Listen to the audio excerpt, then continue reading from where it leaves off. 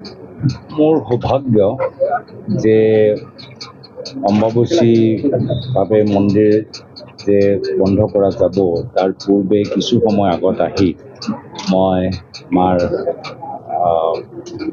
আশীষ ল'বলৈ প্ৰাৰ্থনা আগবঢ়াবলৈ সক্ষম হ'লোঁ আৰু সকলৰ মংগলৰ কামনা কৰিছোঁ। অসমৰ ৰাইজৰ মানুহৰ সমস্যাবোৰ সমাধান হওক, বিপদৰ পৰা আঁতৰত থাকক, ৰাইজৰ মাজত সমন্বয় ভাৱটো থাকক, এয়া কামনা কৰিবলৈ আহিছোঁ। এই মন্দিৰলৈ মোৰ প্ৰয়াত পিতৃ প্ৰাক্তন মুখ্যমন্ত্ৰী তৰুণ গগৈদেৱে বিভিন্ন সময়ত আহিছিল, বিশেষ চকু এই মন্দিৰৰ উন্নয়নৰ ওপৰত দিছিল আৰু আমি আশা কৰোঁ যে আগন্তুক দিনতো এই মন্দিৰ সকলৰ আমাৰ অসমৰ বা অসমৰ বাহিৰত যিমানবোৰ মানুহ আছে সকলৰ বাবে এটা শক্তিপীঠ বা শক্তি কেন্দ্ৰ হৈ থাকক।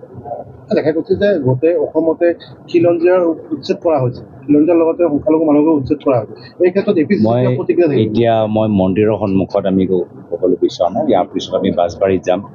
এই মাটি সম্পৰ্কত বাছবাৰীত গোটেইখিনি কথা মই ক'ম। মোৰ সৌভাগ্য যে অম্বাবচীভাৱে মন্দিৰ যে বন্ধ কৰা যাব তাৰ পূৰ্বে কিছু সময় আগত আহি মই মাৰ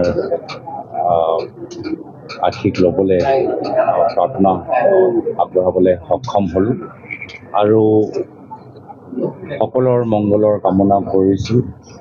অসমৰ ৰাইজৰ মানুহৰ সমস্যাবোৰ সমাধান হওক, বিপদৰ পৰা আঁতৰত থাকক, ৰাইজৰ মাজত সমন্বয় ভাৱটো থাকক, এয়া কামনা কৰিবলৈ আহিছোঁ।